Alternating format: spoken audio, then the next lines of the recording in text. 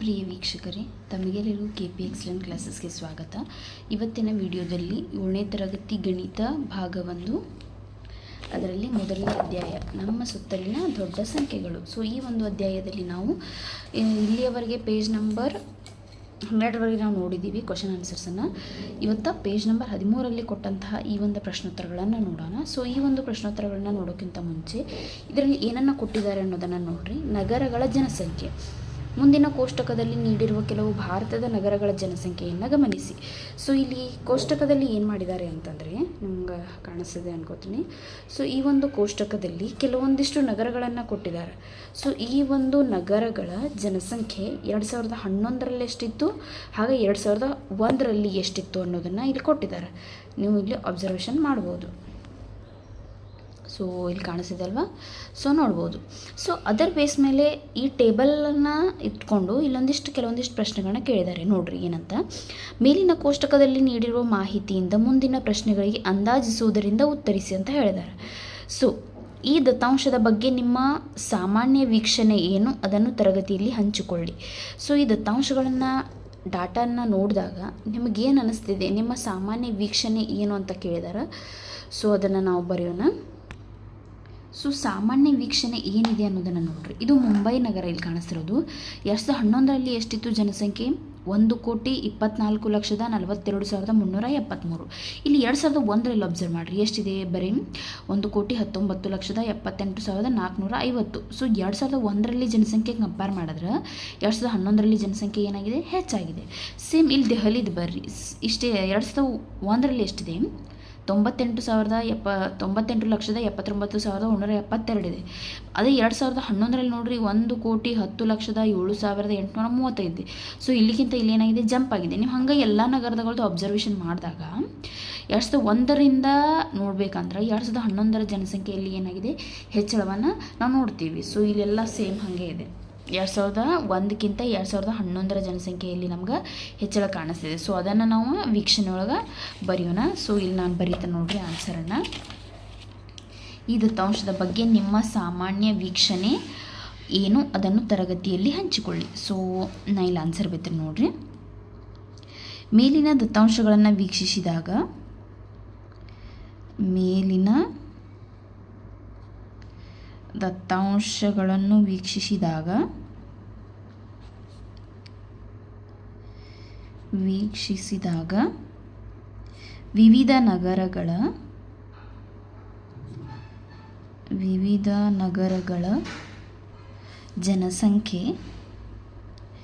ವಿವಿಧ ನಗರಗಳ ಜನಸಂಖ್ಯೆ 2001ಕ್ಕಿಂತ 2011ರಲ್ಲಿ ಹೆಚ್ಚಳವಾಗಿದೆ.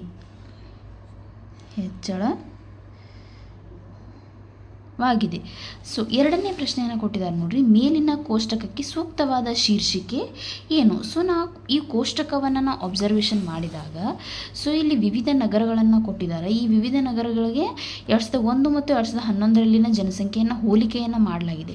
ಸೊ ನಾವು ಅದನ್ನೇ ಬರೆಯೋಣ. ಕೋಷ್ಟಕದ ಸೂಕ್ತವಾದ ಶೀರ್ಷಿಕೆ ಏನು ಅಂತಂದ್ರೆ, ಭಾರತದ ವಿವಿಧ ನಗರಗಳ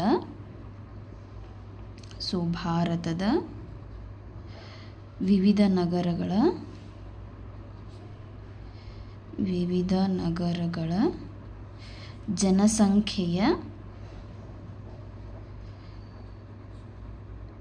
ಹೋಲಿಕೆ. ವಿವಿಧ ನಗರಗಳ ಜನಸಂಖ್ಯೆಯ ಹೋಲಿಕೆಯನ್ನು ಮಾಡಲಾಗಿದೆ. ಸೊ ಥರ್ಡ್ ಪ್ರಶ್ನೆ ನೋಡ್ರಿ. 2011ರಲ್ಲಿ ಪುಣೆಯ ಜನಸಂಖ್ಯೆ ಎಷ್ಟಿತ್ತು? 2001ಕ್ಕೆ ಹೋಲಿಸಿದರೆ ಅಂದಾಜು ಜನಸಂಖ್ಯೆ ಎಷ್ಟು ಹೆಚ್ಚಾಗಿದೆ ಅಂತ ಕೇಳಿದ್ದಾರೆ ನೋಡ್ರಿ. ಯಾವ್ದು ನಗರದ ಕೇಳಿದ್ದಾರೆ? ಅವರ ಪುಣೆದು ಕೇಳಿದ್ದಾರೆ. ಸೊ ಪುಣೆ ನೋಡ್ರಿ ಎಲ್ಲಿದೆ. ಸೊ ಇಲ್ಲಿ ಕಾಣಿಸ್ತಿದೆ ಅಲ್ಲ. ಸೊ ಪುಣೆದು ಇದು 2011ರಲ್ಲಿ ಜನಸಂಖ್ಯೆ, ಇದು 2001ರಲ್ಲಿ ಜನಸಂಖ್ಯೆ. ಸೊ 2011ರಲ್ಲಿ ಎಷ್ಟಿದೆ? 31,15,431 ಇದೆ. ಅದೇ ಇಲ್ಲಿ ನೋಡ್ರಿ 2001ರಲ್ಲಿ 25,38,473 ಇದೆ. ಸೊ ಅಂದಾಜು ಎಷ್ಟು ಹೆಚ್ಚಾಗಿದೆ ಅಂತ ಕೇಳಿದ್ದಾರೆ. ಸೊ ನಾವು ಅದನ್ನು ಡೈರೆಕ್ಟ್ಲಿ ಏನು ಮಾಡೋಣ, ಇದರೊಳಗೆ ಸಬ್ಸ್ಟ್ರಾಕ್ಷನ್ ಮಾಡೋದ್ರಿಂದ ನಮಗೆ ಎಷ್ಟು ಹೆಚ್ಚಾಗಿದೆ ಅಂತ ಗೊತ್ತಾಗುತ್ತೆ. ಅದನ್ನು ನಾವು ಅಂದಾಜು ಮಾಡಿ ಬೆಲೆಯನ್ನು ಇಟ್ಟರೆ ನಮ್ಗೆ ಉತ್ತರ ಸಿಗ್ತದೆ. ಸೊ ನೋಡ್ರಿ ನಾ ಇಲ್ಲಿ ಮಾಡ್ತೀನಿ. ಸೊ ಮೂರನೇ ಪ್ರಶ್ನೆ. ಪುಣೆದ ಜನಸಂಖ್ಯೆ 2011ರಲ್ಲಿ ಎಷ್ಟಿತ್ತು? 2011ರಲ್ಲಿ ಪುಣೆ ಜನಸಂಖ್ಯೆ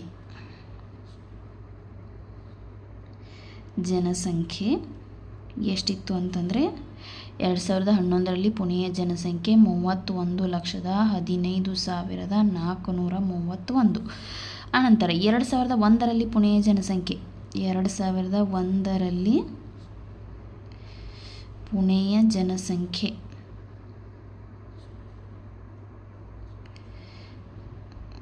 ಎಷ್ಟಿದೆ ನೀವು ನೋಡ್ಬೋದು. 2001ರಲ್ಲಿ 25,38,473. ಸೊ ನಮ್ಗೆ ಎಷ್ಟು ಕೇಳಿದ್ದಾರೆ ಅವರ ಪುಣೆಯ ಜನಸಂಖ್ಯೆ ಎಷ್ಟಿತ್ತು, ಎಷ್ಟು ಹೆಚ್ಚಾಗಿದೆ ಅಂತಂದರೆ ಹೆಚ್ಚಾದ ಜನಸಂಖ್ಯೆ 2011ರಲ್ಲಿ ಹೆಚ್ಚಾದ ಜನಸಂಖ್ಯೆ ಅಂದರೆ ನಾವು ಅದನ್ನು ಕಳಿಬೇಕು. ಹೆಚ್ಚಾದ ಜನಸಂಖ್ಯೆ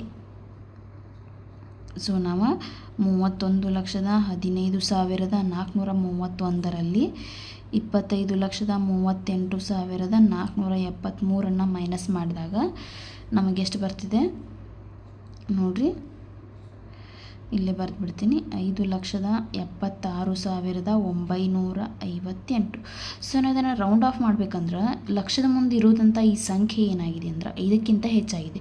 ಸೊ 5,76,000 ಚಿಲ್ಲರ್ ಇದ್ದಿದ್ದನ್ನು ನಾವು ಡೈರೆಕ್ಟ್ಲಿ ಅಂದಾಜು ಮಾಡಿದಾಗ 6 ಲಕ್ಷ ಅಂತ ಬರೀಬೋದು.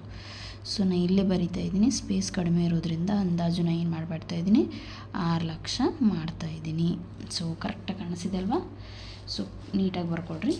ಸೊ 4ನೇ ಪ್ರಶ್ನೆ ಅವ್ರು ಕೇಳಿರೋದು, 2001 ಮತ್ತು 2011 ನಡುವೆ ಯಾವ ನಗರದ ಜನಸಂಖ್ಯೆ ಹೆಚ್ಚು ಏರಿಕೆಯಾಗಿದೆ ಅಂತ ಕೇಳಿದ್ದಾರೆ.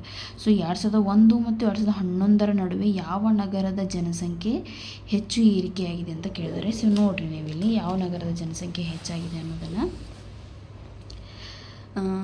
ಹೆಚ್ಚು ಏರಿಕೆ ಆಗಿರ್ಬೇಕು ನಮಗೆ. ಹೆಚ್ಚು ಇಲ್ಲಿ ಕಾಣಿಸಿದೆ ನೋಡಿರಿ, ಇಲ್ಲಿ ಜಸ್ಟ್ 19 ಲಕ್ಷ ಇದ್ದಿದ್ದು 24 ಲಕ್ಷ ಆಗಿದೆ ಅಷ್ಟೆ, ಒಂದು 5 ಲಕ್ಷ ಏರಿಕೆ ಆಗಿದೆ ಅಷ್ಟೇ. ಇಲ್ಲಿ ನೋಡಿರಿ 98 ಲಕ್ಷ ಇದ್ದಿದ್ದು ಇದೇನಾಗಿದೆ 1,10,00,000. ಇದು ಆಲ್ಮೋಸ್ಟ್ 98 ಲಕ್ಷ ಅಂದ್ರೆ ಒಂದು 10 ಲಕ್ಷ 20 ಲಕ್ಷ 10 ಲಕ್ಷ 12 ಲಕ್ಷ ಇನ್ಕ್ರೀಸ್ ಆಗಿದೆ ಅಷ್ಟೆ. ಅದೇ ನೀವು ಬೆಂಗಳೂರಲ್ಲಿ ನೋಡಿರಿ 43 ಲಕ್ಷ ಇದ್ದಿದ್ದು 84 ಲಕ್ಷ ಆಗಿದೆ, ಅಂದ್ರೆ ಆಲ್ಮೋಸ್ಟ್ ಡಬಲ್ ಇನ್ಕ್ರೀಸ್ ಆಗೈತಿ. ಸೊ ಆದ್ದರಿಂದ ಬೆಂಗಳೂರು ನಗರದ ಜನಸಂಖ್ಯೆ ಹೆಚ್ಚು ಏರಿಕೆಯನ್ನು ನಾವು ನೋಡ್ಬೋದು. ಅದೇ ನೀವು ಇಲ್ಲಿ ನೋಡಿ 36 ಇದ್ದಿದ್ದು ಎಷ್ಟಾಗಿದೆ, ಇಲ್ಲ 68 ಆಗಿದೆ. ಸೊ ಆಲ್ಮೋಸ್ಟ್ ಇದು ಡಬಲ್ ಕಾಣಿಸ್ತೈತೆ ನಮಗೆ. ಆಮೇಲೆ 35 ಲಕ್ಷ ಇದ್ದಿದ್ದು 55 ಲಕ್ಷ, ಅಷ್ಟೊಂದೇನು ನಮಗೆ ಏರಿಕೆ 20 ಲಕ್ಷ ಅಷ್ಟೇ ಏರಿಕೆ ನಮಗೆ ಕಾಣಿಸ್ತಿದೆ. ಸೊ ಹೀಗೆ ಎಲ್ಲ ನಗರಗಳನ್ನು ನೀವು ಅಬ್ಸರ್ವ್ ಮಾಡ್ತಾ ಹೋದಂಗೆ ಆಲ್ಮೋಸ್ಟ್ ಡಬಲ್ ಆಗಿರೋ ಕಾಣಿಸೋದು ಯಾವುದಂತಂದರೆ ಬೆಂಗಳೂರು ನಗರದ ಜನಸಂಖ್ಯೆ. ಸೊ ಬೆಂಗಳೂರು ನಗರದ ಜನಸಂಖ್ಯೆಯಲ್ಲಿ ಹೆಚ್ಚು ಏರಿಕೆಯನ್ನು ನಾವು ಕಾಣ್ಬೋದು. ಬೆಂಗಳೂರು ನಗರದ ಜನಸಂಖ್ಯೆ ಹೆಚ್ಚು ಏರಿಕೆಯಾಗಿದೆ.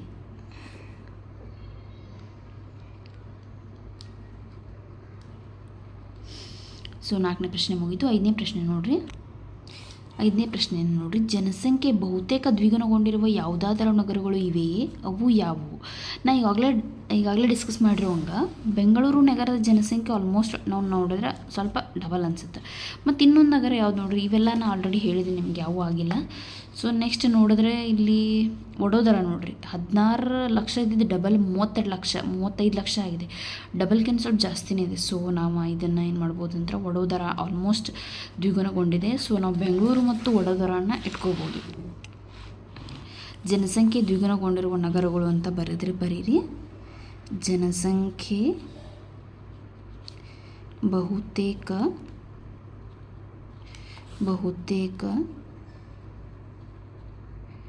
ದ್ವಿಗುಣಗೊಂಡಿರುವ ನಗರಗಳು ಯಾವ್ಯಾವ್ರಿ? ಹಾಗಾದರೆ ಬೆಂಗಳೂರು ಮತ್ತು ವಡೋದರ.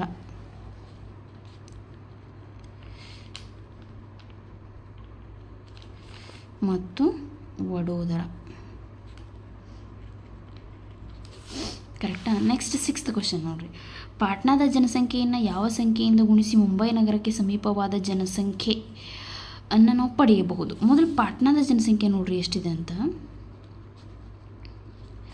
ಪಾಟ್ನಾದ ಜನಸಂಖ್ಯೆ ಸೊ ನಾವು 2011ರಲ್ಲಿನೇ ಕನ್ಸಿಡರ್ ಮಾಡೋಣ. ಸೊ ಪಾಟ್ನಾದ ಜನಸಂಖ್ಯೆ 2011ರಲ್ಲಿ ಎಷ್ಟಿದೆಯಪ್ಪ ಅಂತಂದರೆ 16,84,222 ಇದೆ. ಮುಂಬೈದು ನೋಡ್ರಿ ಎಷ್ಟಿದೆ ಅಂತ. ಮುಂಬೈ ನಗರದ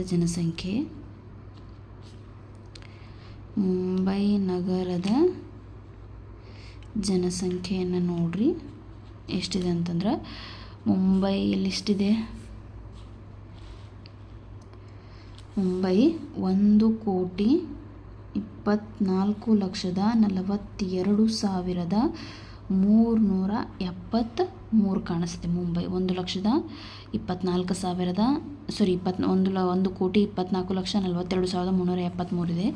ಸೊ ನಾವು ಇದನ್ನು ಏನು ಮಾಡ್ಬೇಕಂತಂದ್ರೆ ಈ ಪಾಟ್ನಾದ ಜನಸಂಖ್ಯೆಯನ್ನು ಮುಂಬೈ ಜನಸಂಖ್ಯೆಗೆ ಸಮ ಮಾಡ್ಬೇಕಂತಂದ್ರೆ ನಾವು ಇದಕ್ಕೆ ಎಷ್ಟರಿಂದ ಗುಣಿಸ್ಬೇಕು ಅಂತ ಕೇಳಿದ್ದಾರೆ ಪಾಟ್ನಾದ ಜನಸಂಖ್ಯೆಗೆ. ಸೊ ನಾವು 16 ಲಕ್ಷ ಇದೆ, ಇದು 124 ಲಕ್ಷ ಅಂದರೆ 1,24,00,000. ಸೊ ನಾವು 16ನ್ನು ಎಷ್ಟು ಸಲ ಗುಣಿಸಿರೋ 124 ಬರ್ತಿದೆ ಅನ್ನೋ ಸ್ವಲ್ಪ ಥಿಂಕ್ ಮಾಡೋಣ. 16ನ ಬಗ್ಗೆ ನಿಮ್ಗೆ ಗೊತ್ತಿದೆ. 16 1 16 16 2 32 33 34 14 15 80 16 96 112 ಸೊ 124. ಸೊ ಇಲ್ಲಿ 84,000 ಇದೆ. ಸೊ ನಾವು ಇದಕ್ಕೆ ಆರಾಮ್ಸೆ 7ರಿಂದ ಗುಣಿಸಿದ್ವಿ ಅಂತಂದ್ರೆ ನಮಗೆ ಇದು ನಿಯರ್ಲಿ ಈಕ್ವಲ್ ವ್ಯಾಲ್ಯೂ ಬರುವಂಥ ಚಾನ್ಸಸ್ ಇದೆ. ಸೊ ನಾವು ಅದನ್ನು ಮಲ್ಟಿಪ್ಲೈ ಮಾಡಿ ನೋಡೋಣ. ಪಾಟ್ನಾದ ಜನಸಂಖ್ಯೆಗೆ 7ರಿಂದ ಗುಣಿಸಿ.